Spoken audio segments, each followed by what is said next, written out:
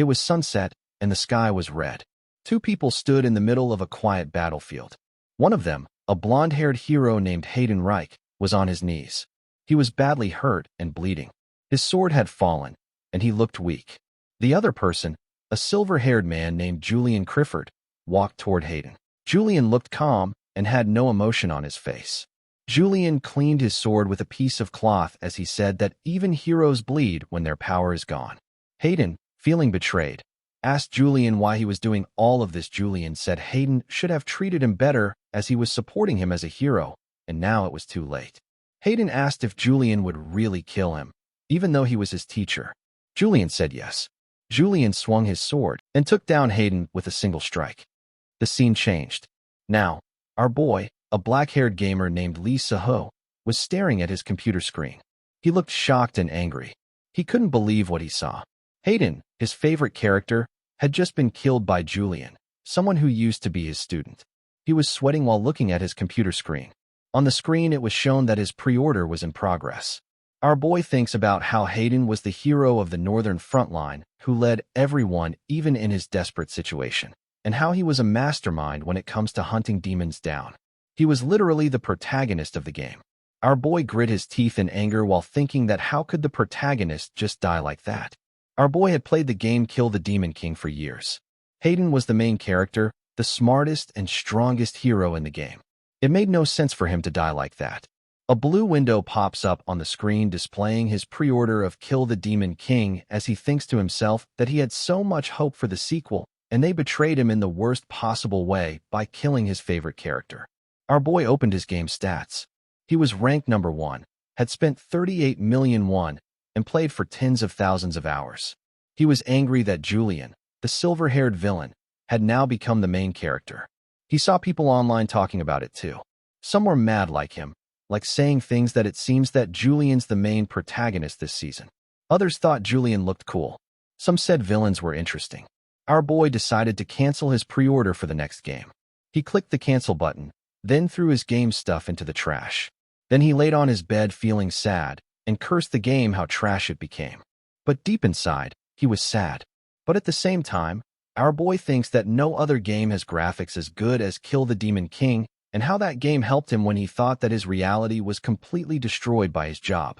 The game was like an escape from reality for him, but now it's over. He looked at a small flower near his window. He sits and starts watering his orchard plants while shading his game. Like how old people love to grow orchards because they don't grow up to become like any stupid game that disappoints them. Suddenly, an email popped up on his screen. It was from the game company. They asked if he canceled because of the story. Our boy didn't care as he thought that this might be because they didn't want to give them a refund. He clicked the link. Then, another window appears saying, "Change the story yourself." Without thinking, our boy clicked again. The screen became super bright. Our boy woke up lying on hard, dry ground like some kind of a wasteland. The sky was orange. He looked around and realized this was the battlefield from the game. It was the same place where Julian had killed Hayden. Before he could understand what was going on, a big scorpion monster appeared. The monster ran at him. Our boy moved quickly, dodging the attack. Our boy suddenly realizes that this is the Scorpion King from the game that he spent thousands of hours playing. It looked scary, with huge claws, sharp legs, and red eyes. Then, a window popped up in front of him. It said he had new traits, great sword skills, and the ability to sense monster weaknesses. The monster attacks, but our boy resists his claw with his one hand, looking frightened. Suddenly he raises his hand and punches him, and the Scorpio falls to the ground. He was surprised that he possessed this much strength. Then a light appears around his body. The blue screen appeared again. Then he realizes what is actually happening. It's character possession. The Scorpion King rises to attack him, but our boy starts running. Then he noticed a sword on his back. He grabbed it without thinking. The sword felt just like the one Hayden used in the game. He thinks that the character he has possessed is Hayden, which he spends thousands of hours playing. Our boy attacked the scorpion. A bright blue line of energy came from the sword. With a single strike, our boy takes down the monster. Breathing hard, our boy looked at the sword and smiled. This was definitely Hayden's power. He thought he had become Hayden as he thinks that he might be able to change the story and might be able to save Hayden from dying. But then another window appeared. It said he had unlocked a skill called Crescent Slash. That didn't make sense. Hayden never had that move. Feeling nervous, our boy pulled down his hood and looked at his reflection in the blade.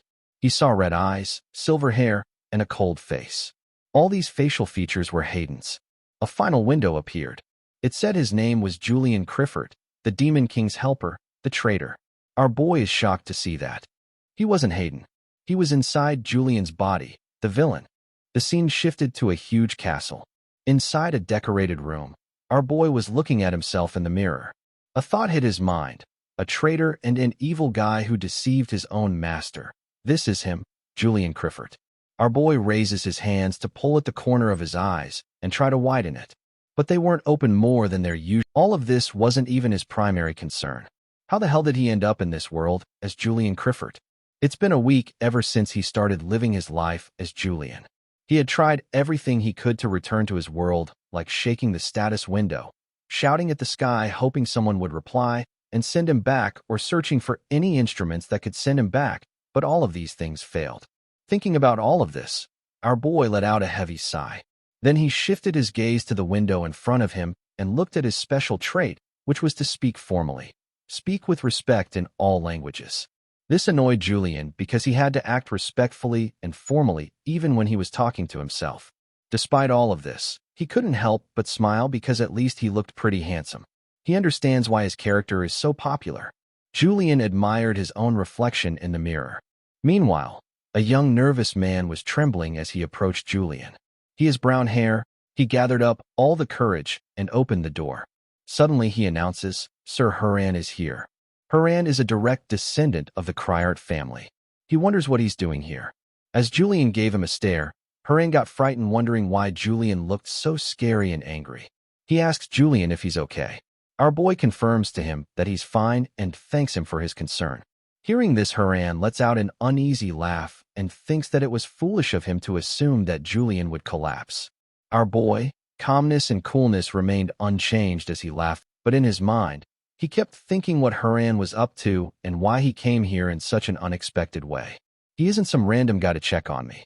Meanwhile, Haran, on the other hand, was thinking how Julian could be so calm and relaxed about his visit.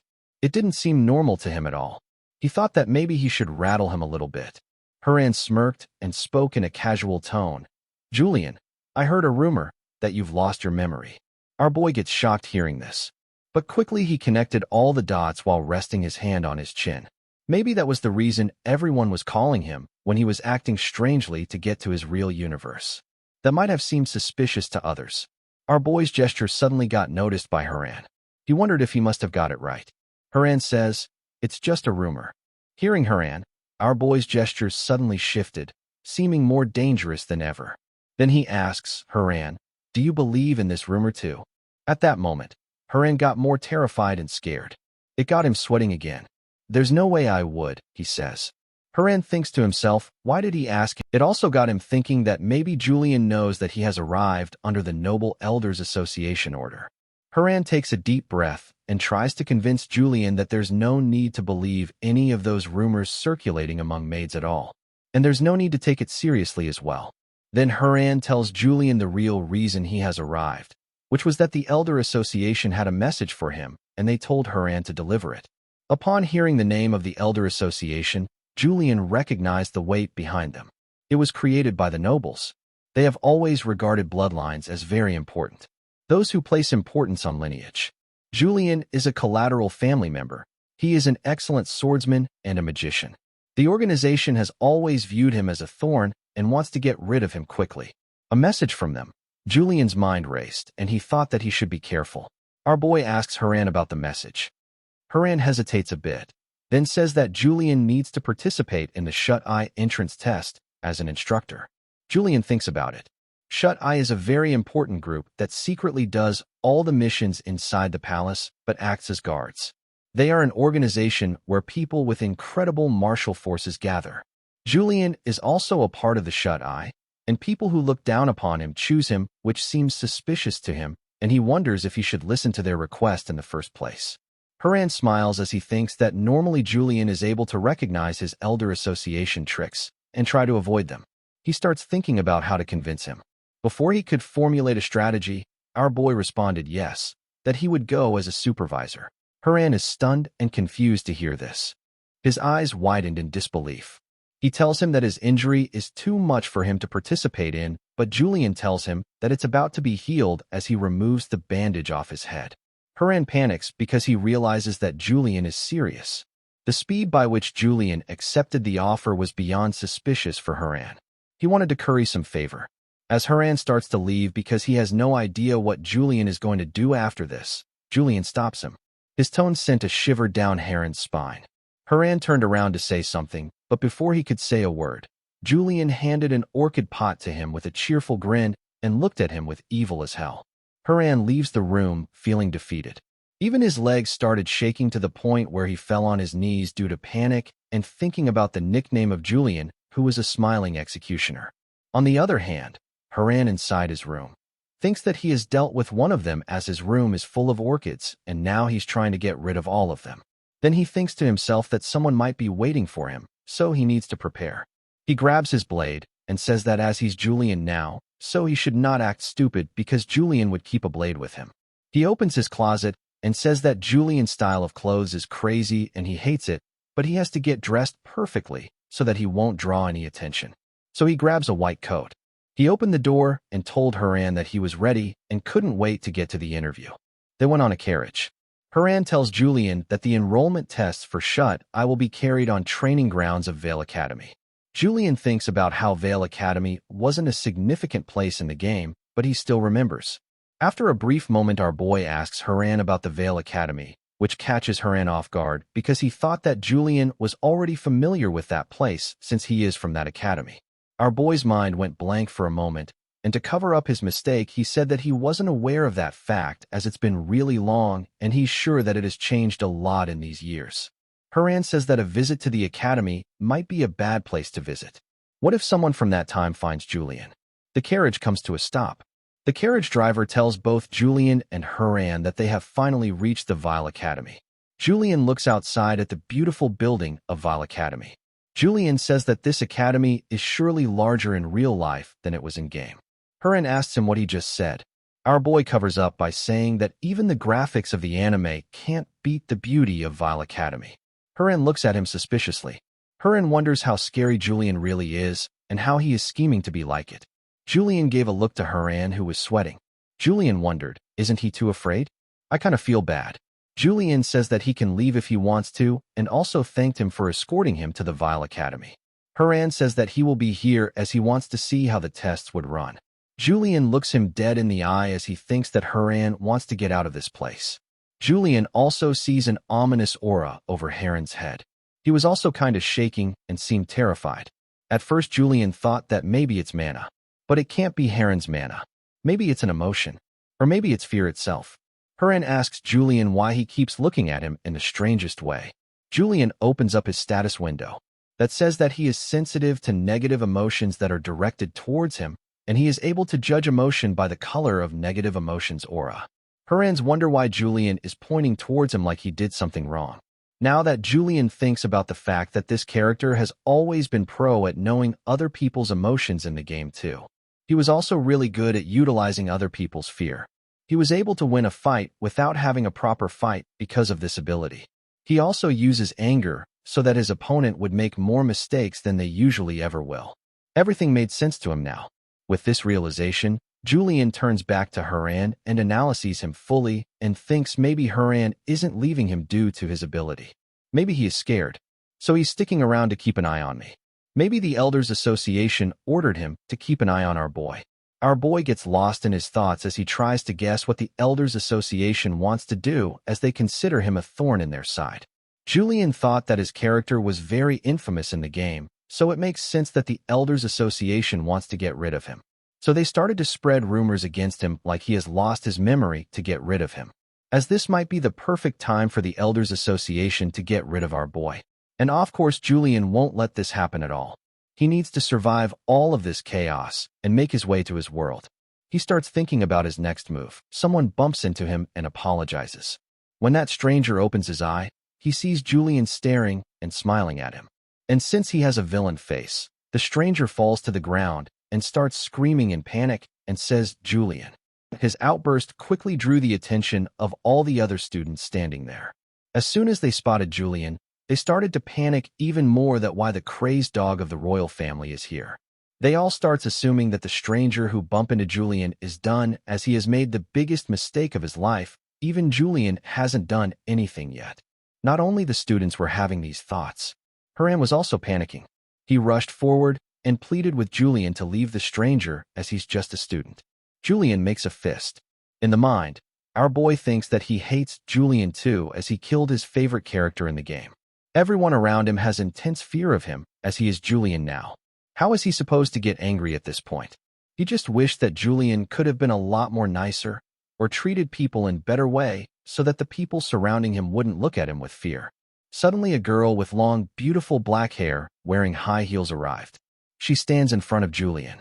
Julian recognized her as a woman named Eileen Donachian, as she's one of the main characters in the name Kill the Demon King. She is an instructor in the Vile Academy who is affiliated with the Adrathan Empire's Mage Tower. She is a very strong and intelligent magician who can even handle the metal element of the 5 elements. She is 5th tier at the age of 24. Julian suddenly recalls her from the game. She even gives Hayden tons of valuable advice in the game. Our boy wonders why Eileen has arrived here to greet him. Like, do Julian and Eileen know each other by any means? Julian, something unusual caught his attention. A strange aura was surrounding Eileen. He wonders whether it's fear or anger. Then he notices that it isn't fear or anger at all. It's resentment. He wonders what Julian has done that has made her angry. As Eileen is a really strong magician, he shouldn't do anything that might find her suspicious. He thinks that he should come up with an idea to handle the entire situation quickly, and he asks who gives halflings such as her permission to talk to him. The words turn Eileen's face ice cold. The atmosphere surrounding it dropped several degrees. Julian starts crying internally. He curses himself as all of this problem is caused because he's Julian. He reaches for his blades and asks her if being halfling also means that she only has half of her hearing. So he decides to lean into the role of the villain. Then he taunts again, asking if she knows what kind of noise a person makes when they die. Julian steps forwards as he laughs internally, saying she must be scared and he can calm her down. His villainous smile only widens. But then suddenly, Eileen gave an opposite reaction as she released her yellow mana. A strange yellow energy erupts from her body. She warns him by saying that this isn't a way one should act in front of professors and students, as it's an act of violence against an entirely vile academy, which isn't allowed at all, and she won't forgive him for it. This terrified Julian. Then Eileen tells our boy to prepare himself, as she's going to attack him, and she won't be an easy opponent for him. Julian knew that he would lose in the fight, so to back out of it. He made an excuse that he was just trying to back out after scaring her as a villain. But Eileen didn't listen. Lightning gathers in both of her palms, and she fires a powerful blast at him. Our boy's sword was already raised across his chest as the lightning strike, which deflected the attack. The ground trembles. He starts to wonder if they are actually fighting now. Eileen narrowed her eyes and got angry as Julian was looking away in the middle of the fight. Eileen looked back at all the students and ordered them to stay away from the fight as it can harm them. All the students trembled and they quickly ran away from the ground for the sake of their own safety. Haran starts wondering what is going on. He regrets that he should have listened to Julian when he ordered him to leave this place. As Eileen was distracted by the students, Julian took advantage of this opportunity and said that she should not look away from him as he raises his sword. Eileen used her magic as a barrier, but it only lasted a few seconds. Eileen gets embarrassed and ashamed. She suddenly sticks her hands out and strikes another lightning bolt towards Julian. But he blurred in and out seeing her attack and tried to dodge it and leap back into the distance. Julian thinks that those attacks were really dangerous and effective, as if she was putting her emotions into it. Regrets ran across Eileen's mind as she didn't think that her attacks would be this much fatal, as Julian was able to dodge and ran away from each of her attacks, which she didn't expect at all. At one point in her life, Eileen thought of Julian as an ideal noble. She also admits that he played his role perfectly. That thought sent her back into a memory when she was still a student at the Vale Academy, and all the girls were impressed by him, and they used to fawn over him, saying that he's more charming than any of the other nobles. Even Eileen, who was just a freshman student back then, was also taken away by his look. She used to think of him as a super cool student. Not only did he have a lot of connections, but he was also regarded as a rising star of the empire with his swordsmanship. She tightened the grip on her book and says that whenever she looks at him, she gets hope that the fact she from a collateral line won't hold her back. Back then she couldn't tell apart respect from love as she handed him a love letter. Her hands were shaking. She put so much feeling into it, but in the end, she got rejected. That's a stupid memory of hers that slips through her mind every day. Reminiscing through all those memories, she charges up a huge lightning palm between her hands to hit Julian. He steps aside again. It would have hurt him real bad if he hadn't. This really frustrates Eileen as she has missed another shot. Our boy wonders why Eileen's face is so red and full of anger. He thinks that maybe he should wrap all this mess quickly. Our boy moved like a gust of wind in an instant, and when Eileen turns, it's too late. Before she could even turn back, he hit her in the back of her head with the hilt of his sword and said that they should stop playing around. Eileen cries as she asks him what he is doing and why he is looking down upon her. He could have killed her if he wanted to by using his Moon Knight sword when he knew the opening. She felt enough mana radiating from his body, so still he didn't kill her. He smiles and says that she really wants to know. She mistakes him and immediately gets the thought that maybe he has acknowledged her feelings. She even starts to blush. Julian simply shrugged and then pointed at Haran, who has been lingering in the background because this is Haran's first time here. He had no idea where the testing grounds were, and everyone else was too scared of him to tell him. Julian says to Eileen as she knows the truth now, so she should be leading him now as she's a halfling. Haran wonders that Julian could have said all of this stuff about him with a little bit more respect. Eileen internally gets really angry, then went forward to say, "Was this really your reason?" As our boy starts moving in the opposite direction from Eileen, he says that Moon Knight's sword is really special to Julian in the game, and Eileen must be referring. Normally, when a sword is covered with an aura which is visible in the form of lightning surrounding the sword. However, this sword seemed really powerful for Julian to him. The sword itself turns into a bluish color, making it seem as if it's holding moonlight within itself. Julian used the sword to kill multiple demons. After other people witnessed it, they started giving it the title of Monk Knight, sword out of respect and fear. This sword is the identity and source of Julian's power. While thinking about all of this, he wonders how he is able to wield such a powerful sword into his hand. It's a sign that Eileen must have started catching on.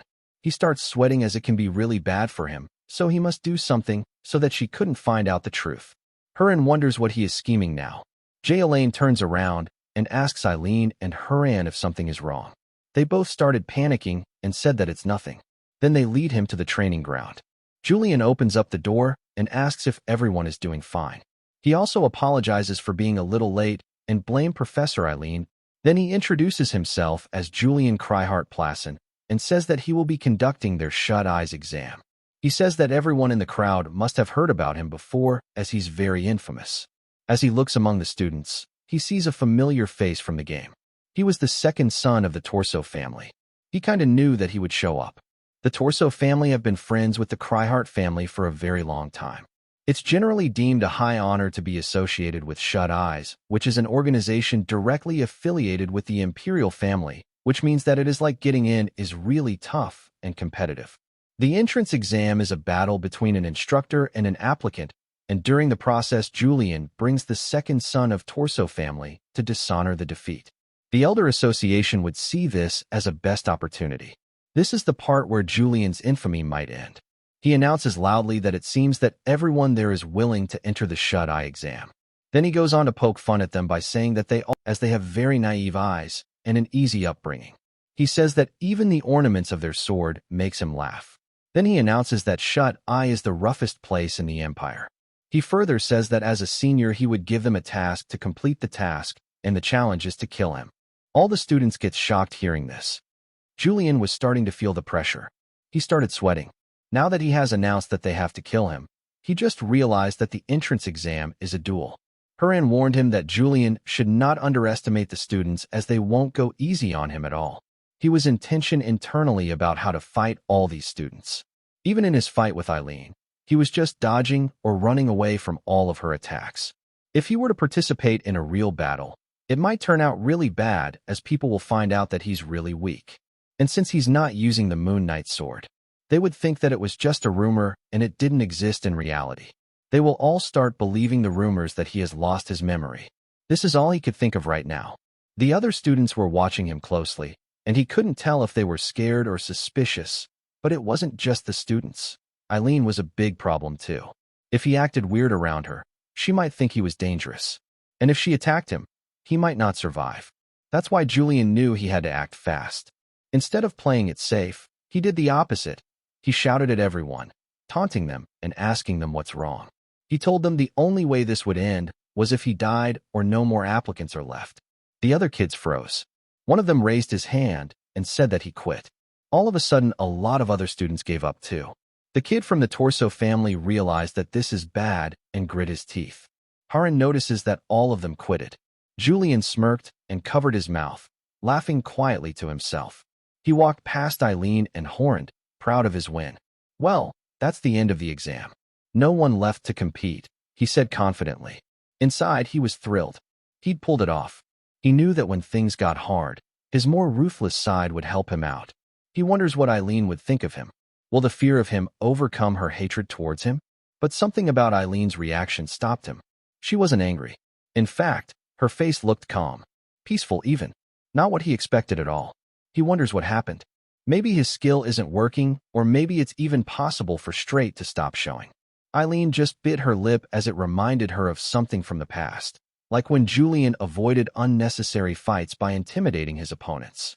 He doesn't understand that he can only see negative emotions, and not the positive ones. Back at the shut-eye, Haran starts calling Julian by getting in front of him and tells him he has done a very good job. But Julian seems to be having different thoughts. All of a sudden, Julian thanked him and said he is the one who did the hard work, not him. He was just double-checking to see whether skill works or not. A student comes forward. Julian asks him who he is. Then he goes on and introduces himself by saying that he is Razlet, and he is in charge of administrative tasks for Shut-Eyes. Then he says to Julian that the rumors about him of losing his memory are false after all, as he finished the fight without having any fights. Our boy wonders when will this boy stop talking. He says that even knowing that there's a member of the Torso family didn't stop him from not going easy on them. But Haran got angry. How dare you act so full of yourself when you're just a trainee, he snapped. He even brought up the bad blood between the Torso family and Julian's family. Julian sighed and told Haran he was looking at it all wrong. Shut-Eyes don't accept nobles, and since it is directly affiliated with Imperial family, only commoners and nobles can join. Haran asks him if he's the noble. Julian then clears that he's a halfling of the Cryheart family. The second son of the Torso family took the entrance exam, despite being aware that he wouldn't get past the second screening round. Maybe the Torso family is trying to teach their son through experience, or maybe there's some scheming involved in the entrance exam. Haran started trembling. You knew this was a trap, and I was affiliated with the Elders Association, and you still let me come with you? He looked shocked and betrayed. Julian tried to calm him down. No, it's probably just a misunderstanding, he said. But deep down, he wasn't so sure anymore. Maybe there was a plan. Maybe he was part of it, and he'd just been lucky no one had caught on yet. Then our boy went home. All the maids greeted him. They ask if he will be having dinner, but he turns down the offer, also warning them to not let anyone into his office. He went to his office and closed the door and took a big sigh. He put the sword to his table. He reminisced about Haran and how the Elder Association really did scheme something for this entrance exam. He thought that he was lucky enough not to get caught by anyone. But how long would that luck last? He looked down at his sword and frowned. The fact that he hadn't been able to use the Moonlight sword had scared him. What if someone from the association noticed? What if they realized the truth and kicked him out of the family? Julian wasn't sure how much longer he could keep hiding. He picks up the sword and starts analyzing it. Julian reached behind him and wrapped his fingers around the hilt of the sword. The moment his hand touched it, something shifted. It was as if time slowed down. The sword's path, the way it moved, the weight it carried, the air it cut through, became crystal clear in his mind. Almost like he could see its trajectory glowing in front of him before he even swung it. A blue screen appeared before his eyes. His stats flickered into view, and one thing stood out immediately: the exceptional swordsman trait. According to the screen, this ability meant that he had been capable of wielding a sword since birth. Any weapon shaped like a sword, no matter the size, type, or style, he could master. But even with this incredible skill, Julian knew it wasn't enough. Not yet. He still couldn't fully control the Moonlight Sword, the legendary weapon he had seen only a few times in the game. It wasn't just about skill. There were others in the Empire who were just as talented. Some were even more polished in swordsmanship. The real Julian, the one he had taken over, was one of the very best. And there were dozens more like him. There is an overwhelming disparity in skills when it comes to aura or mana use. This is the only way he can live in a pathological way. So if Julian wanted to survive, if he wanted to prove that he deserved to be here, he had to do something more, something greater. He took a breath and focused. If the rules of mana in this world were the same as in the game, and so far, everything pointed to that being true, then he knew what he had to do next. He closed his eyes and began to concentrate. In the game, mana didn't just float around randomly. It had a system, a structure. There were meridians in the body, channels where mana flowed, and there were exactly 38 of them. Out of those, 6 were known as the Great Veins. And the most important one? The one in the head, the heart vein, as it was called, linked directly to the center of a person's power. He whispered to himself, "I need to guide the mana stored in my heart and send it up, all the way to the Moonlight Meridian." But then, something clicked. He felt it. A faint glow began to rise from within. Then, our boy thinks to himself that he needs to relocate the mana within his body to another area. As our boy attempts this, he finds the resistance much greater than he expected. However, Julian possesses the ability to overcome it. Soon, the sword begins to glow with a faint blue aura. Seeing this, Julian assumes it's a success. But then, a system window appears, stating that the Moonlight Sword is incomplete. Julian realizes that although the sword has materialized, its form is weak. At that moment, our boy notices the faint image of a crescent moon embedded within the blade. Julian, though slightly disappointed, is relieved to see that at the very least, the moon has dawned on the first day. The next morning, Julian stood in the academy's training yard. He exhaled slowly, widened his stance, and reached for the Moonlight Sword again. He didn't hesitate. With a sharp motion, he unsheathed the blade, and in one fluid swing, cut down 3 training dummies at once. A faint glow shimmered along the blade's edge. Our boy thinks to himself that at least he has reached the skill level of a knight. Now, Julian just needs to complete the Moonlight Sword. However, our boy's knowledge of the game is gradually fading. Julian needs someone who knows him, someone he would trust enough to ask for advice. At that moment, a maid enters and informs our boy that he has a guest. Hearing this, Julian thinks the timing couldn't be better. Perhaps it's someone who is a friend of his. But then we see that the guest is Lazarus.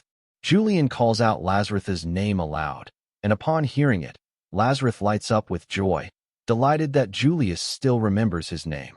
"Is it because of what happened yesterday?" Razlik grinned. "You talk like I'm the type to forget someone who yells at a whole crowd." Julian crossed his arms. "What are you doing here, Razlik?" Lazarus states that he received an order from the commander to confirm the results of the entrance exam conducted by Julian at Veal Academy yesterday. Our boy responds by asking if Lazarus didn't already see the results himself. Lazarus explains that receiving the results directly from the interviewer and delivering them is part of the official procedure. Hearing this, our boy thinks to himself that the shut-eye organization is pretty inefficient. Then, our boy turns around and states that Lazarus should report the results. 0 candidates passed the entrance exam. Upon hearing this, Lazarus nods and replies that he understands and will inform the commander. Just as Lazarus is about to leave, our boy stops him and, with a serious expression, tells Lazarus to let Julian deliver the results personally. Lazarus is shocked to hear this. Julian further tells Lazarus to let's go to his carriage together, as Julian will give Lazarus a ride. Lazarus is stunned to hear this. Scared, Lazarus inquires, did he make a mistake? This must be because of yesterday, right? Julian tells Lazarus no, it's nothing. Our boy thinks to himself that he is just being considerate because he thought Lazarus might feel uncomfortable going back alone. But since it have come to this, our boy wonders should he go for Lazarus' advice. But our boy thinks that the Shut-Eye's commander sure knows Julian very well, and Julian will make it so that the Cryfart family can never scheme anything when Shut-Eyes is related by putting in a word. Inside a grand, golden building, its walls shimmering with light and marble, suddenly, the heavy door to the commander's office burst open. A staff member came rushing in, face pale, panic in his eyes. Commander, Commander, we have a problem. The man seated behind the polished desk didn't even look up right away. He let out an annoyed sigh. What is it this time? He says that Julian Cryhart has come over to meet him. The commander raised his eyebrows after hearing the name of Julian. In the Adderton Imperial Palace, we see Julian smiling. The main setting of the game, Rosinda Continent, is ruled by 3 powerful nations. Among them, the strongest nation is the Adderton Empire where Julian is currently. After the Demon King Barbados was sealed, the ruined nations were swiftly annexed through a powerful monarchy, making it an absolute superpower. And it proves that power is none other than the magnificent Imperial Palace. Our boy loved this place when he used to play the game. Razlet wonders why he is smiling. It seems so scary to him. He wonders that normally, Julian even visits someone in person directly or sends a servant. But now he has arrived to visit the commander of Shut-Eye directly with the apprentice like him, which really seemed odd to him. All the other people surrounding them also find it really odd that Julian has come over to meet the commander of Shut-Eye. People were whispering things like if he was injured, then still why he came, or maybe his memory loss was just a rumor. Razlet felt like he was about to faint. Julian says that he loved the scenery of the Imperial Palace. Razlet agreed with him. The scene shifted to the first gate, Jyajkian Gate, which is open to everyone. Razlet wonders why Julian is saying all this stuff, because this is a known fact about Shut-Eyes. He wonders what if all of this is part of a test. He looks at Julian and wonders that he is giving him a condescending expression, which means that a lowly apprentice like me needs to take another test. If he doesn't guide him properly, he might end up in his list of failures. He felt like this game is larger than it seems. Our boy asks Razlet if he's doing well. He replies by saying that he isn't sick at all as good health is an extremely important thing for the Shut-Eyes. As they arrived at the place, Julian got super happy. Razlet asks him if he passed the test or not. Julian got confused. Razlet asks that wasn't this all part of the test for him. Julian asks why he would be testing him. Razlet gets teary eyes, more like the tears of joy, and says that it means that he has become a fully qualified member of the Closed Eyes. Our boy wonders why Razlet is asking such questions. Razlet thanks him and leaves him. Julian kept wondering what got into him and why he was so weird. One of the guards calls him and says that Commander Ordwin has announced that he wants him in. Julian gets excited to meet him. Commander Ordwin is a sole heir of Balladur family. His strength and leadership were enough to secure the crucial position of commander. He is a Closed-Eye member who follows the Imperial family and can only be unified and led by him. Julian wonders what kind of charisma he might have. He gets a little nervous. Getting close to the door, he loudly says, "Commander, I'm coming in." The commander allowed him to come in. Then we saw a lady with long hair sitting on a seat. She is Commander Ordwin. She says, "Julian, come in. It's been a while." She asks him if he's all right as she has heard about his injury. Julian gets scared for a moment as he didn't know that she's the commander of Shut-Eyes. He remembers that he was told that she's small, but never thought that they mean this much small, especially because she looked more like a woman than a girl. She says that he would say that she's small like she read his mind, but he denied the allegations. She orders him to report his injury. He wonders how to explain it as Commander Ordwin isn't someone who takes things lightly, and if he messed something up, he might get suspended. Our boy wonders that even the real Julian would have shown respect to Commander Ordwin, so he should too. So he thanks for her concern and says that this injury wasn't minor at all, but it is also not enough to hinder his loyalty to the Imperial family. Commander Ordwin gets shocked for a moment as she didn't expect that he would talk in such a polite manner. Commander Ordwin Balladur leans toward Julian, telling him that this feels very unfamiliar. Julian realizes that Ordwin is suspecting him, and he internally panics, wondering what the original Julian might have done to his superior. Deciding to act like a proper villain, Julian grabs Ordwin's staff and asks if there is any problem. This annoys Ordwin slightly, but she turns to move back, saying that it's quite unusual for Gamma's eyes to come to headquarters. She adds that even if he did come, he would normally just finish his report and leave without saying anything.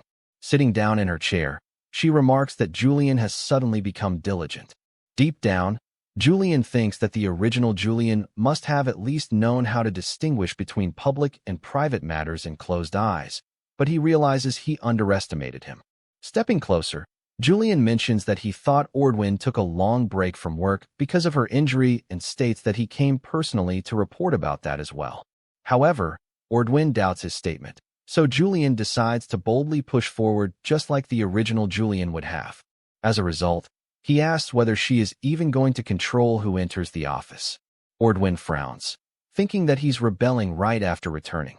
Then she says she's heard that his head hasn't been working properly since the injury, but to her, he seems quite well. Julian grows furious at her words, thinking that she isn't just any ordinary person to speak to him like that. Next, Ordwin asks if there was anyone useful in the recruitment test. Julian says there wasn't, and Ordwin admits she expected that. She points out that Julian is the disciple of the sword saint Heidenreich, so average skills must look laughable to him. Still, she presses him to say whether there were at least a few skilled enough to take as apprentices. With a straight face, Julian gives her the same answer.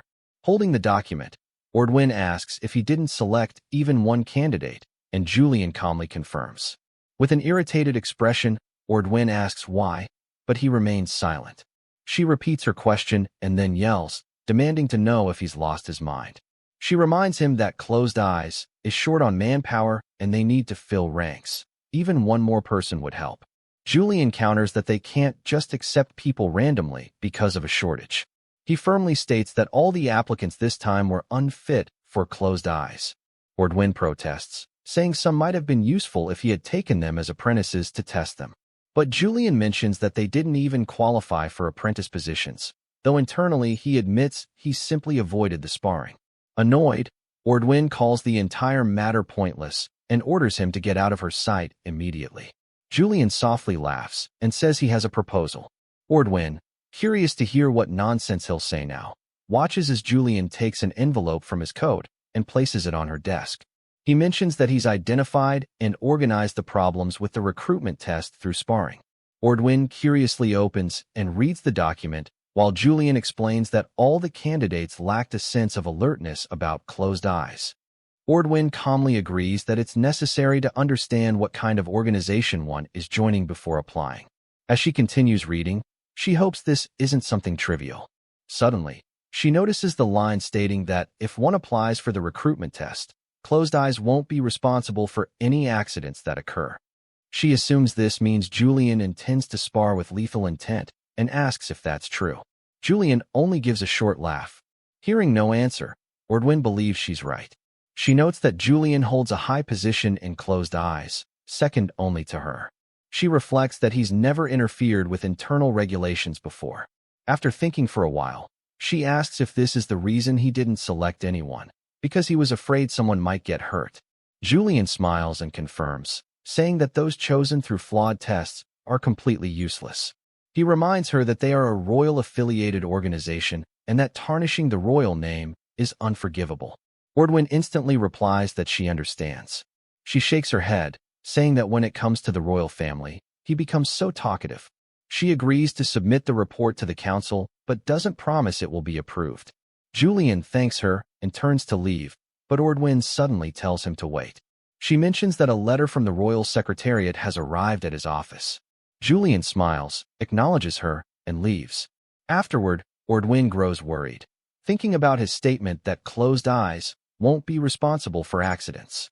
She realizes this means that even if a candidate dies during the test, it would be forgiven under royal protection.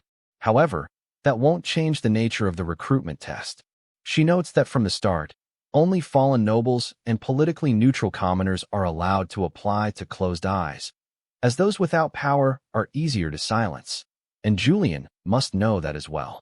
Thinking deeper, she concludes that he made this proposal because he must have realized the Elders' Council and the Torse family tampered with the test.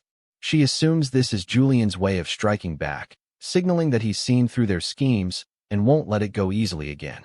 She believes Julian is making a bold move to strike the Elders' Council directly. Calling one of her servants, she orders him to deliver Julian's proposal to the council, and the servant obeys. Ordwin sighs, recalling that before Julian's injury, he barely obeyed royal commands. He was an emotionless beast who held no grudges against his superiors. Now, she wonders if he's broken free and begun to form his own sense of self. Frowning uneasily, she believes he'll be a headache, but decides to keep an eye on him nonetheless. Now, Julian stands right in front of his office door. Sherhu is stunned to have made it all the way to Julian's office in the Closed Eyes headquarters. He notes that normally, Closed Eyes doesn't provide private offices since there's no need for members to be on standby. He grows curious about what kind of private rooms such an organization could possibly offer. However, upon entering, he finds expensive clothes, creepy decorations, and luxury items that have nothing to do with work. Sherhu admits that it's even worse than Julian's house. The items in the office look ridiculously expensive, and he really can't bring himself to like Julian because he has the worst taste. While walking through the office, Sherhu steps on something again. He complains to Julian, saying that if he isn't going to take care of things, then why did he buy them in the first place? Suddenly, someone knocks on the door, and Julian grants permission to enter. It's Lazarus, who greets Julian and mentions that he's come to deliver a letter from the imperial family. Meanwhile, Julian thinks to himself that he sees Lazarus every single day. Lazarus hands him an envelope, and as Julian holds it, he realizes that this must be the letter Ordwin mentioned earlier. When Lazarus excuses himself to leave, Julian immediately stops him. He orders Lazarus to load the sculptures onto the carriage he used to come here and adds that they shouldn't be heavy. Lazarus freezes, asking if Julian really means for him to carry all of this. Julian confirms it with a smile. Lazarus begins to sweat, thinking he can't believe he's been given work again, but then quickly beams, thinking he won't be a trainee much longer. He firmly acknowledges the order and says he'll move everything right away. Julian, observing him, thinks that Lazarus is making that weird face again. Lazarus happily carries an item, but as he moves forward, he steps on something and falls flat on the floor. Julian sighs, thinking Lazarus is quite noisy, and starts to say that he's going to throw them out, but Lazarus apologizes in fear. Julian pats his shoulder, telling him he doesn't need to be so nervous, and thinks he should try calming him down with a joke. However, with a serious face, Julian says that cleaning up would become a problem if he dies here, and then suggests he start moving the items. Lazarus hurriedly acknowledges, while Sherhu quietly thinks to himself that Lazarus is only scared because he's currently in Julian's body, and that's to be expected. Sherhu decides to read the letter. He notes that the seal on it belongs to the imperial family, just like in the game. As he starts reading, he realizes the letter is addressed to him. He's surprised to see that he can now read the Empire's language. The letter basically says that if he has recovered, he should return to work. He scoffs, thinking they're treating him like a slave. They just sugar-coated the order. Still, he isn't complaining. He believes getting field experience is important right now, especially since he hasn't found any clues about the Moonlight Sword yet. The letter states that his mission is the restoration of a resonance stone. Sherhu explains to himself that in the game Kill the Demon King starting now, there exist monsters known as demons. After the demon god Barbados died, his remains either parasitized living beings or manifested into physical forms. Those became known as demons in this world. These demons began attacking humanity, and the items used to eliminate them are called resonance stones. The stones are considered the great legacy of ancient mages. Sherhu wonders how they were able to create such stones using mana. Since he isn't a mage, he realizes his role is to protect the mage responsible for restoring the stone. Although he sees no reason to refuse the mission, he knows there's a risk involved in fighting demons. He believes that if he succeeds in this mission, the recent suspicions and rumors about Julian will fade. However, he's curious to know who the mage he'll be protecting is. Handling a resonance stone requires skilled magic users, so he hopes it's someone competent. Meanwhile, somewhere else, Eileen stretches at the Adrathan Imperial Palace. She complains that even after becoming a professor, she still has to write a thesis. She wonders if this is what a mage's life is, constantly proving oneself, but admits that the Imperial family is extremely demanding. Suddenly, someone taps her shoulder from behind. When she turns, she sees Diana, who asks what she's doing there. Eileen greets her warmly and asks how she's been. Diana remarks that Eileen has become quite busy as the youngest professor. It's hard to even see her these days. Eileen blushes, telling her she doesn't need to flatter her like that. Diana then asks if Eileen has some free time, as she wants to take her to a tea party. Eileen's face turns pale as she hurriedly says she doesn't have time. She needs to work on her thesis.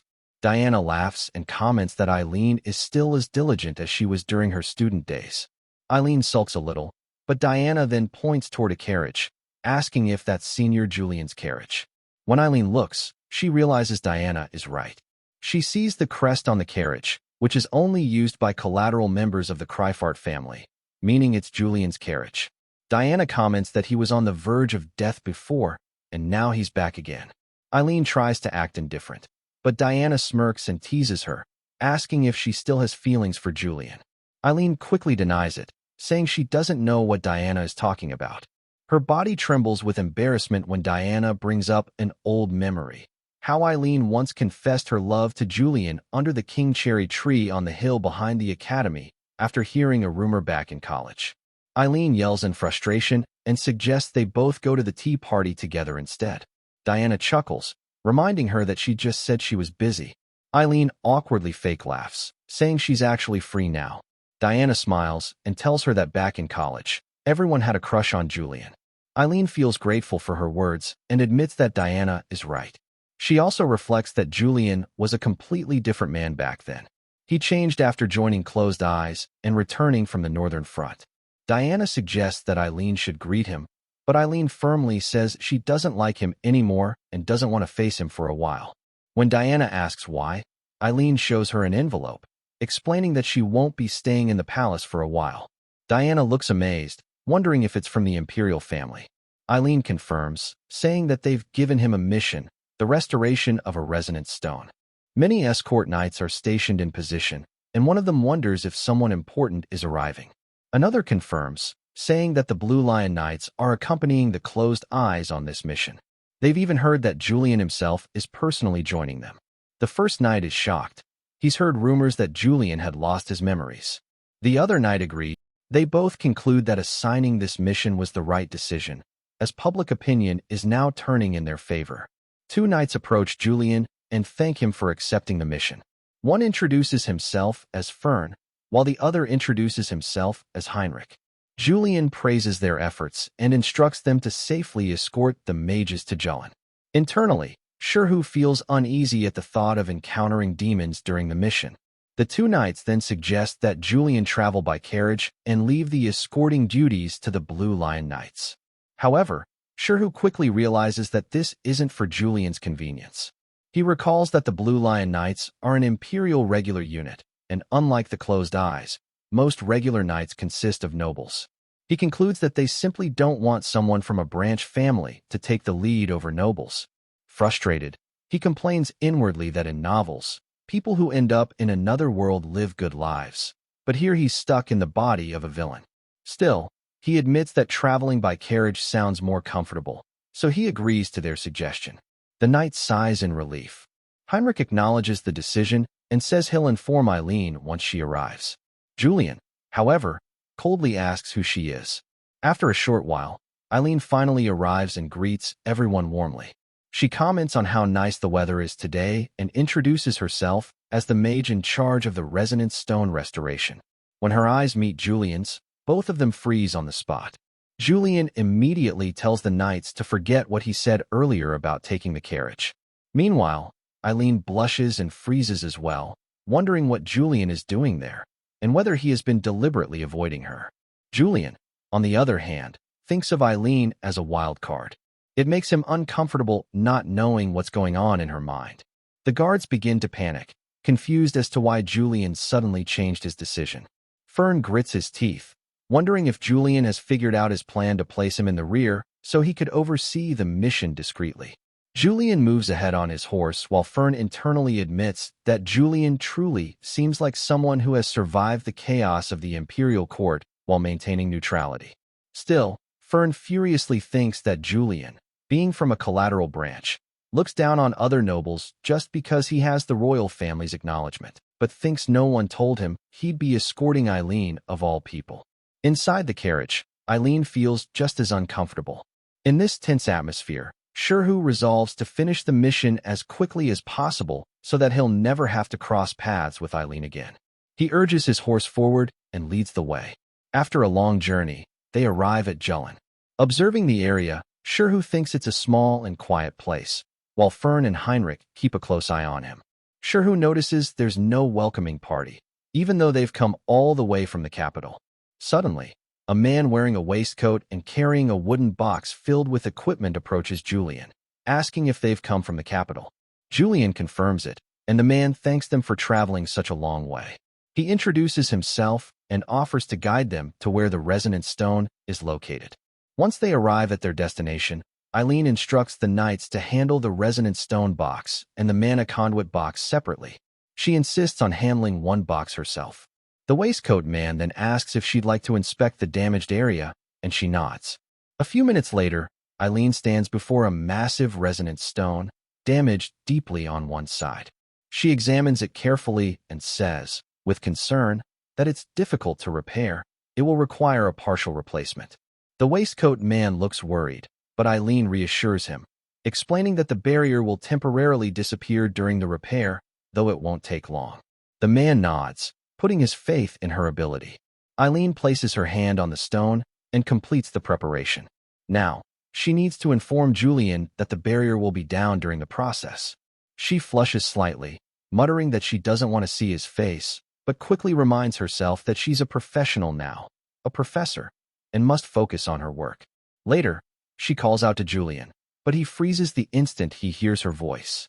Before she can say anything, he walks away, completely ignoring her. Eileen is stunned that he's avoiding her so blatantly. She reaches out her hand, asking him to wait and listen. Now it's clear to her, he has been avoiding her. She wonders why. Could it be because he knows she still cares? Furious, Eileen grabs his arm, reminding herself that they're on official duty, and decides to confront him directly. She finally asks why he's avoiding her. Julian pulls his arm free and replies that she's been persistently following him. Eileen blushes and freezes, thinking he's unbelievably bold and annoyingly confident for saying something like that with a straight face. She yells that this isn't what's important, but Julian smirks and asks what is important, teasingly calling her Miss Stalker. Eileen gets angry, shouting that she's been holding back this whole time. But before she can continue, both of them suddenly sense something terrifying, a sinister presence approaching fast. The air grows heavy, and they realize the feeling is coming from demons. Eileen and Julian both freeze in fear as the demonic aura intensifies. Eileen shouts that she was trying to tell him the barrier was down and that demons could appear, but he was too busy avoiding her to listen. At that moment, Heinrich screams as he's struck by a demon and hurled against a wall. Sherhu turns toward the creature, his face drenched in sweat, and realizes with horror that it's a Type 2 demon.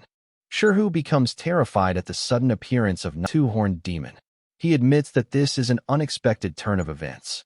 Suddenly, Eileen rushes toward Julian, asking about the situation, but Julian immediately tells her to stop because it's dangerous. The demon lets out a deafening roar, and Eileen freezes in fear at its overwhelming presence. She frantically wonders what she should do. She has no combat spells and can't use the resonant stone in this situation. The Type 2 demon roars again, summoning its underlings to attack. When one of them lunges at Eileen, Julian moves forward and strikes it down in an instant. He tells her to focus and not to be so shaken, saying that losing composure like this is disgraceful. He reminds her that they should each do their respective duties. Eileen should repair the resonant stone, and he will protect her. Eileen blushes in shock, her heart racing, while Julian teasingly asks if she's so scared that she's forgotten her job. Snapping out of it, she quickly runs toward the stone, shouting that the repair will take about 7 minutes. Before focusing on her task, Eileen calls out to Julian, telling him not to get hurt since she doesn't have any healing spells. Julian smirks and replies confidently that it would take much more than that to injure him. But deep down, Sherhu admits that he's terrified. He never expected his first real battle to be against a two-horned demon. Still, he refuses to run. With so many people watching, he can't afford to look weak. He doesn't want any new rumors to start or anyone to suspect him further. He thinks to himself that if this were the real Julian, handling a demon like this would have been effortless. Suddenly, Fern charges forward, leading his men with pride, shouting that the Blue Lion Knights will eliminate the two-horned demon. They swing their swords in unison, striking the demon and believing they can handle it through sheer force. Fern turns toward Julian with a mocking grin, asking if he's afraid of the creature. But then he notices Julian smiling. Shirhu reminds himself that right now, he is Julian. And in a situation like this, the real Julian would no doubt be enjoying it. Channeling that mindset, Shirhu activates his innate swordsman skill and charges at the demon. His strike lands, and he takes down the demon, shocking Fern and the knights. They stare in disbelief at the heavy damage Julian inflicted with a single strike. Feeling a rush of adrenaline, Shirhu can't help but grin. He's actually enjoying this. He leaps again, striking the demon a second time. However, before he can follow through, the demon glares directly at him with glowing eyes, and Shirhu instantly senses danger. The demon strikes him with brutal force, sending him flying. Thinking that he can barely breathe from the pain. Gritting his teeth, he steadies himself, but the demon attacks again, slamming him into the ground with devastating strength. The knights stand frozen in disbelief. Julian, the infamous prodigy, was struck down. Fern laughs arrogantly, saying that a two-horned demon can't be taken down by one man alone. He begins to think this is his chance to take command and claim the victory for himself. Then, out of the smoke, a bright blue light flickers. The knight's eyes widen as Julian emerges, standing tall and unshaken, his sword glowing with a radiant blue aura. Fern and the others are stunned when they recognize it. It's the moonlight sword. Shirhu steps forward, a confident smile forming on his face as he activates his incomplete moonlight sword, ready to face the two-horned demon once more. The knights recognize the legendary moonlight sword, a weapon they had only heard about in rumors. Meanwhile, Shirhu thinks that even if this version isn't a quarter as powerful as the real moonlight sword, it's still more than enough as a handicap. He approaches the demon with the glowing blade in hand. The demon roars furiously, but Shirhu remains focused, calmly remarking that although the demon's movements are clumsy, its attacks are sharp, and he can see them clearly, because he is Julian now. He decides to test his new ability and activates the skill trait, Insight. When the demon swings at him again, Shirhu dodges every blow effortlessly, analyzing the creature's patterns and movements. The knights watch in awe as he avoids each attack with precision, while Fern stands frozen, terror and admiration mixing in his eyes. He finally admits aloud that this is truly Julian of the closed eyes. On the other hand, Eileen successfully completes the repair on the damaged stone and quickly shouts that the barrier will reactivate soon. The resonance stones rise into the air once more, glowing brightly and confusing the demon. Seizing the moment, Shirhu charges forward, declaring that the demon made a foolish decision. The demon freezes in fear just before Shirhu delivers a devastating strike. Eileen gasps in shock, and the knights are left speechless as the two-horned demon is completely destroyed. Julian slides his sword gracefully back into its scabbard. As the knights begin murmuring among themselves, Julian covers his face with one hand, thinking to himself in disbelief that it actually worked. As he walks past the knights, all of them tremble in fear, overwhelmed by his power. Feeling the tense atmosphere, Shirhu reflects that Julian truly is a villain, and that it's natural for people to fear such overwhelming strength.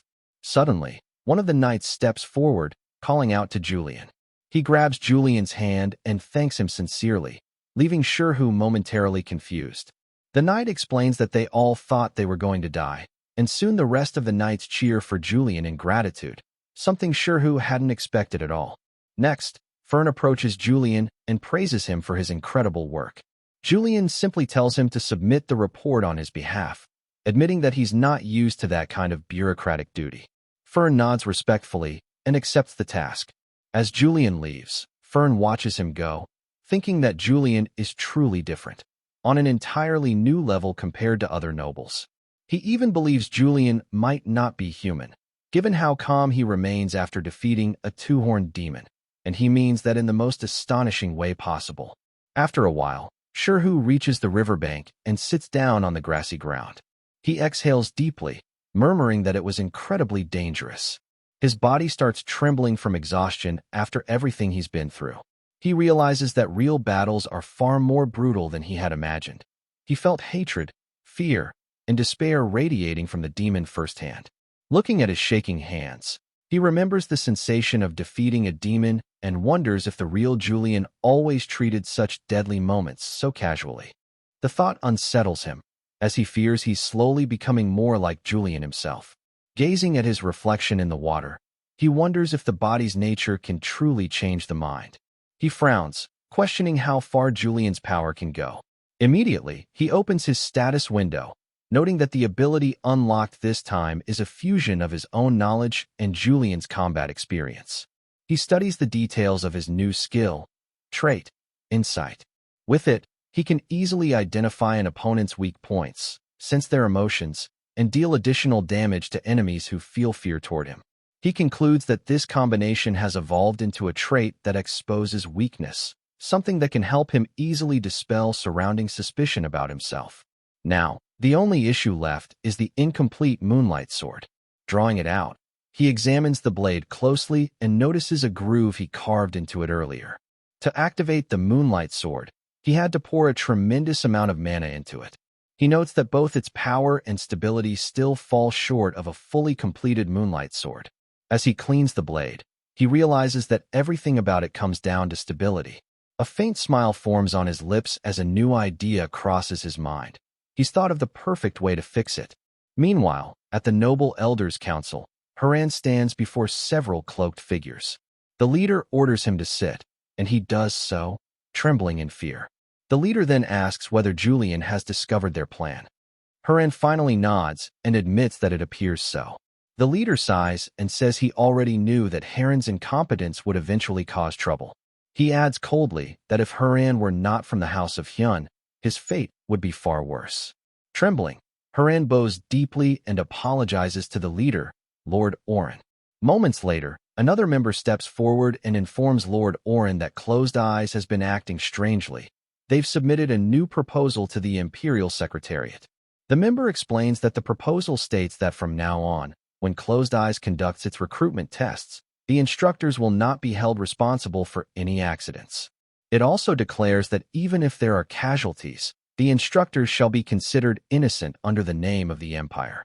Lord Oren begins to sweat, while another council member slams his hand on the table, exclaiming that this proposal clearly reflects Julian's will. The other members agree and mock Julian for his arrogance.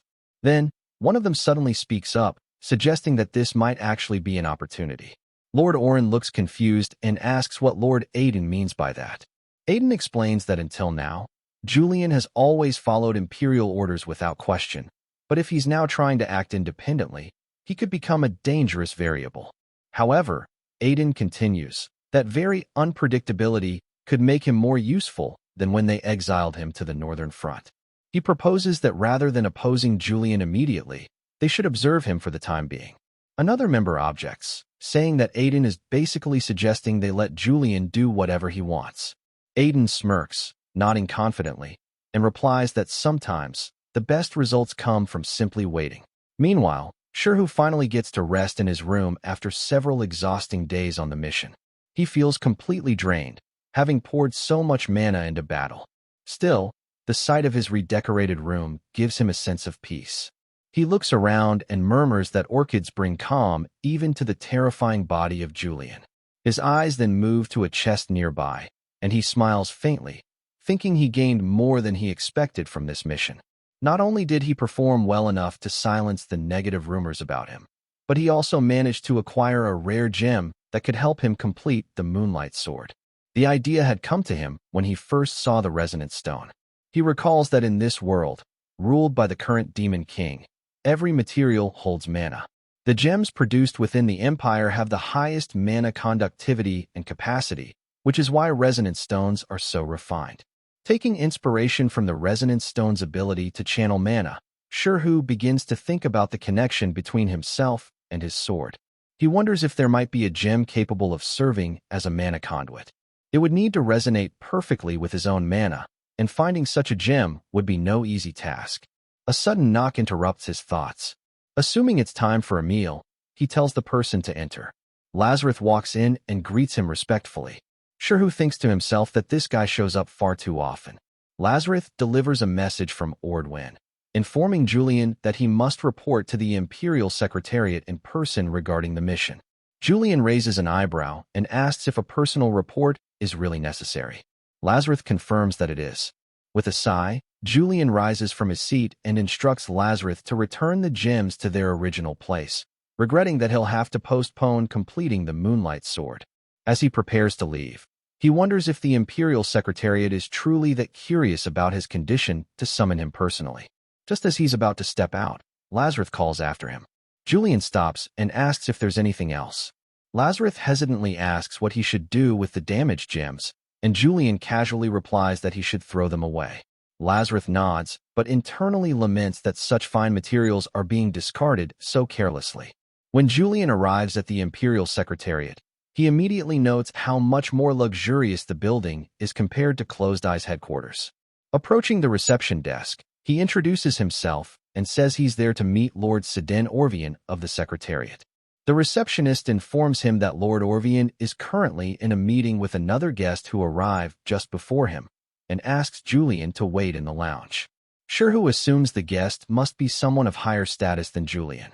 As he enters the lounge, he looks around and thinks to himself that this place wasn't even featured in the game. The lavish interior impresses him. Then, unexpectedly, he notices a sword resting on a sofa. Curious, he picks it up, wondering why such a weapon is lying around in such a refined place. Examining it closely, he sees that although the sword looks rough and unpolished, it exudes a powerful aura, proof that its wielder possesses great skill. As he studies it further, he notices an inscription engraved on the scabbard. Suddenly, a cold voice from behind orders him to step away from the sword and addresses him as a trespasser. Shirhu instantly recognizes the voice even without turning around. The woman reminds him sharply that the sword was a gift from their master. Turning, Shirhu sees her clearly, the noble daughter of one of the Empire's most prestigious knightly families, House Rondabelle. He immediately recalls who she is. One of Haydenreich's top disciples, a powerful knight in her own right. In the game, he remembers, this woman met her end at Julian's hands. Her name is Lynn Rondabelle, and as Shirhu studies her closely, he begins to think that she might just be the key to escaping this world. Shirhu remembers that Lynn is also one of Hayden's disciples, and that she's talented enough to one day surpass even Julian. She possesses both beauty and skill, and her elegance combined with strength made her a fan favorite in the game. Even though Shirhu reminds himself that he is Julian, not Hayden, Lynn stares at him coldly. She asks sharply what he was trying to do with her teacher's sword. He calmly replies that he was just looking at it. Then, thinking he might be able to draw some information from her, he decides to taunt her a little. With a smirk, he comments that he didn't expect her to be the type to leave her sword lying around so carelessly. Lynn narrows her eyes and asks if he can't even recognize the sword. She adds that her teacher is not someone who would thoughtlessly carry his blade around the Imperial Palace. Shirhu smiles to himself. She took the bait. He expected as much. She's always been a principled and upright person. Then he says out loud that her teacher must be the sword saint Hayden Reich, who likely arrived here before him as a guest. Lynn frowns and asks what that has to do with him. Shirhu lets out a short laugh, replying that he's just curious since Hayden used to be his teacher too. Meanwhile, he thinks to himself that he needs to test how much hatred Lynn truly feels toward Julian. Lynn grips the sword tightly, trembling with anger, and demands how he dares to say something like that. Her face turns red with fury, and Shirhu senses a strong wave of emotion radiating from her, exactly as he expected. He admits internally that he provoked her on purpose and even feels the urge to apologize on Julian's behalf. But before he can say anything, the door suddenly opens. An attendant steps in, informing Lynn that she's been summoned to the secretary's office. Lynn turns to leave, giving Julian a curt farewell and coldly saying that she hopes they never see each other again. Then the attendant adds that Julian has also been called. Both Lynn and Shirhu freeze for a moment. Quickly regaining his composure, Shirhu decides to act cool like Julian would. With a faint smirk, he tells Lynn not to be so cold toward him, reminding her that they share the same teacher. Lynn glances back at him with visible embarrassment but remains silent. Shirhu thinks to himself that soon he'll be meeting that very teacher, the legendary sword saint Hayden Reich. Lynn glares at him one last time and warns him not to ever mention her teacher's name again. Half excited and half nervous, Shirhu can hardly contain his anticipation. He's about to meet his favorite character from the game, but this time, while trapped inside the body of the man who once betrayed that very person. At the Imperial Secretary's office, the clerk greets both Lin and Julian respectfully. He mentions that he's heard rumors that Julian single-handedly defeated a two-horned demon. Julian gives a faint laugh and brushes it off casually, saying it was merely a good warm-up. Lin rolls her eyes and asks where her teacher is. Sure who? Meanwhile, quietly admits to himself that he's also eager to meet Hayden. However, the clerk informs Lin that Hayden has already left after assigning her a new mission. Then he turns to Julian and says that Hayden specifically requested that Julian accompany her. Lin immediately protests, saying she refuses to work with this traitor. The clerk, however, explains that Hayden insisted someone from the Empire accompany her, and since Julian happens to be present, he's the most suitable choice. Shirhu begins to sweat inwardly, wondering what Hayden might have been thinking to pair them together, while Lin trembles in anger beside him. The clerk laughs softly and hands them a document, stating that their mission is to investigate the capital slums. Shirhu decides to keep up his act as Julian since he has no better option. With a mocking tone, he scoffs at the idea of investigating the slums. The clerk calmly explains that according to reports, demons have been sighted there, and the people living in the slums are against direct involvement from the imperial family. That, he says, is precisely why this mission is perfect for Julian and Lin. Both are affiliated with the imperial family, but not directly a part of it, since Julian belongs to Closed Eyes and Lin to the Night Academy. Shirhu recalls that the slums are home to the remnants of nations that were forcibly annexed by the Empire. The people there hail from different lands and are forbidden from entering imperial territory. Naturally, they harbor deep resentment toward the imperial family. That's why Closed Eyes, known for its neutrality, is being sent in their stead. He thinks further that if Lin manages to outperform him during this mission, it could pave her way to becoming the next Sword Saint. Internally, he admits that working alongside her isn't ideal for him, but he can't refuse the order. Finally, Julian acknowledges the order and accepts the mission without complaint. Lin, however, yells that she refuses, and Shirhu can't help but feel a twinge of envy toward her for being able to reject something he has no choice but to obey. The clerk calmly explains to Lin that this mission was personally assigned to her by her teacher, the Sword Saint Hayden Reich. Hearing this, Julian immediately asks if she intends to go against her teacher's will. After taking a moment to think, Lin reluctantly agrees to accept the mission. Shirhu predicts that she'll likely keep a close eye on the traitor Julian throughout their journey, but unfortunately, he doesn't yet have the strength to resist her scrutiny. He sighs inwardly, wishing he had a gem that resonated perfectly with his mana. Then, suddenly, his eyes catch something. Lin is wearing a gemstone pendant around her neck. He feels a strange energy radiating from it and immediately asks her about it. Lin looks startled but replies that it's a moonstone. Unexpectedly, the moonstone begins to glow softly, reacting to Julian's presence. Lin's eyes widen as she demands to know what his intentions are, noting that the stone lit up on its own. Julian gives a small laugh and casually says it just looks nice.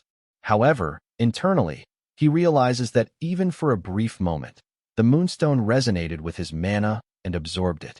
He never expected to find an answer this easily and decides right then that he must somehow obtain this gemstone. Later, Julian visits a gemstone shop, where the shopkeeper greets him warmly and asks what he's looking for. Removing his cloak, Julian explains that he needs a gemstone capable of resonating with his mana and specifically asks if they have any moonstones. The clerk repeats the word thoughtfully before shaking his head.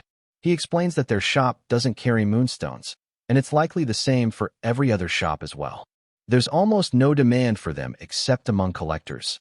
The clerk explains nervously. They're extremely difficult to mine, so they're not kept in stock. Shirhu frowns, thinking to himself that this is bad. He desperately needs a moonstone to complete his moonlight sword before his mission with Lin. His expression darkens, and he coldly demands, "Are you telling me you can't get any moonstones?" The clerk freezes in terror, realizing he's speaking to Julian, not just any customer. Panicking, he quickly changes his tone to save himself. "You misunderstand, my lord. We can get them. It's just that we don't have any at the moment," he stammers. Hearing this, Shirhu feels a bit of relief and leans forward, asking if the clerk can really acquire them soon because he needs them urgently. Trembling, The clerk promises to search the entire country if necessary. Meanwhile, Shirhu worries that Lin might notice the incomplete moonlight sword, so obtaining the moonstones has become even more important. Days pass, and the day of the mission finally arrives. But despite his efforts, he still hasn't managed to get his hands on any. Leaving the gem shop, he wonders bitterly if he didn't threaten the clerk hard enough. When he meets Lin, she looks disappointed to learn that his important business was merely at a jewelry store. Cloaked and calm, Julian laughs softly, telling her that one day she'll understand the beauty of gemstones. Lin rolls her eyes and tells him to follow her, but Julian quickly reminds her that she's heading in the wrong direction. Lin stops and looks at him skeptically, asking what he means. Excited to finally show off his knowledge from the game, Shirhu explains that the slums are a maze of illegally constructed buildings and narrow alleyways, and that no one can rely solely on maps or signs to find their way. Lin scoffs, saying she'll trust the signs rather than follow a traitor like him. Shirhu admits inwardly that she has a point, but he also remembers from the game that the East slums were notoriously difficult to navigate. Holding the map firmly, Lin declares that she won't fall for any of his cheap tricks, accusing him of trying to sabotage her as Hayden's disciple. She firmly states that she's nothing like him and that she'll become the next sword saint no matter what. Julian sighs, thinking she's completely misunderstanding the situation. Internally, Shirhu admits that this mission is definitely not going to be easy.